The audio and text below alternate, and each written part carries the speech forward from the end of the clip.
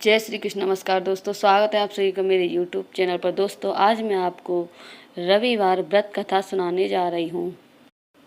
एक बुढ़िया थी, उसका नियम था प्रति रविवार को सवेरे ही स्नान आदि कर घर को गोबर से लीप कर फिर भोजन तैयार कर भगवान को भोग लगाकर स्वयं भोजन करती थी। ऐसा व्रत करने से उसका घर अनेक प्रकार से धन धान्य से परिपूर्ण था।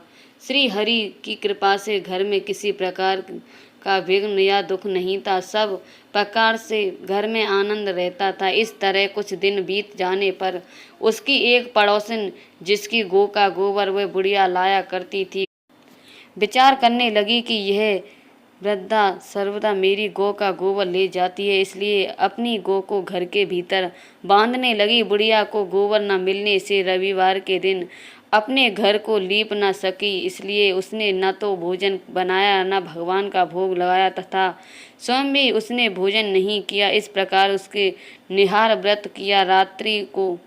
रात्रि हो गई और वह भूखी सो गई। रात्रि में भगवान ने उसे स्वप्न दिया और भोजन न बनाने का तथा भोग न लगाने का कारण पूछा। वृद्धा ने गोबर न मिलने का कारण सुनाया। तब भगवान ने कहा कि माता, हम तुमको ऐसी गौ देते हैं जिससे सभी इच्छाएं पूर्ण होती हैं, क्योंकि तुम हमेशा रविवार को गौ के गोबर से घर को लीप कर भोजन बनाकर मेरा भोग लगाकर खुद भोजन करती हो। इससे मैं खुश होकर तुमको वरदान देता हूँ। निर्धन को धन और बांझ स्त्रियों को पुत्र देकर दुखों को दूर करता हूँ तथा अंत समय में मोक्ष देता हूँ। स्वप्न में ऐसा वरदान देकर भगवान तो अंतर्ध्यान हो गए और वृद्धा की आँख खुली तो वह देखती है कि आंगन में एक अति सुंदर गाय और बछड़ा बंधे हुए थे। वह गाय और बछड़े को देखकर अति प्रसन्न हुई और उसको घर के बाहर बांध दिया और वही खाने को चारा डाल दिया। जब उसकी पड़ोसन बुढ़िया ने घर के बाहर एक अति सुंदर गौ और बछड़े को देखा तो दृश्य के कारण उसका हृदय जल उठा और उसने देखा कि गाय ने सोने का गोबर किया है, तो वह उस गाय का गोबर ले गई और अपनी गाय का गोबर उसकी जगह पर रख गई। वह नित्य प्रति ऐसा ही करती रही।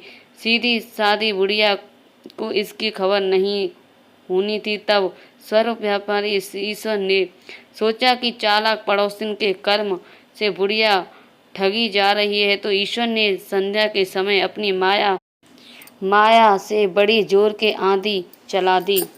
बुढ़िया ने आंधी के भय से अपनी गौ को भीतर बांध लिया। प्रातःकाल जब वृंदा देखा कि गौ ने सोने का गोबर दिया है, तो उसके आचार का सीमा न रही और वह प्रतिदिन गऊ को घर के भीतर बांधने लगी। उधर पड़ोसन ने देखा कि बुढ़िया गऊ को घर के भीतर बांधने लगी है और उसका सोने का गोबर उठाने का दाव नहीं चलता, तो वह ईर्ष्या और डाह से जल उठी और कुछ उपाय न देख पड़ोसी ने उस देश के राजा की सभा में जाकर कहा, महाराज, मेरे पड़ोस में एक वृद्धा के पास ऐसी गऊ है जो आप जैसे राजाओं के ही योग्य है। वह नित्य सोने का गोबर देती है, आप उस सोने से प्रजा का पालन करिए। वह वृद्धा उसने सोने का क्या करेगी। राजा ने यह बात सुन अपने दूतों को वृंदा के घर से गऊ लाने की आज्ञा दी। वृद्धा प्रातः ईश्वर का भोग लगाकर भोजन ग्रहण करने ही जा रही थी कि राजा के कर्मचारी गऊ खोलकर ले गए। वृद्धा काफी रोई चिल्लाई, किंतु कर्मचारियों के समक्ष कोई क्या कहता।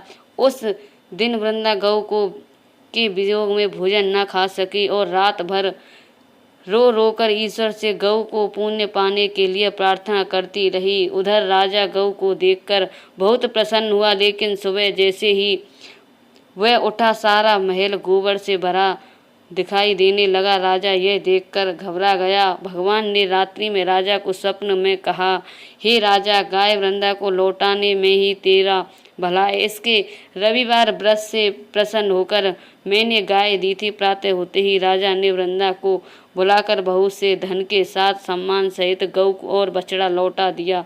उसकी पड़ोसिन को बुलाकर उचित दंड दिया। इतना करने के बाद राजा के महल से गंदगी दूर हुई। उसी दिन से राजा ने नगरवासियों को आदेश दिया कि राज्य की सभी तथा अपनी समस्त मनोकामना की पूर्ति के लिए रविवार का व्रत रखा करो। व्रत करने से नगर के लोग सुखी जीवन व्यतीत करने लगे। कोई भी बीमारी तथा प्रकृति का कृपो उस नगर पर नहीं होता था। सारी प्रजा सुख से रहने लगी। बोलो सूरज भगवान की जय।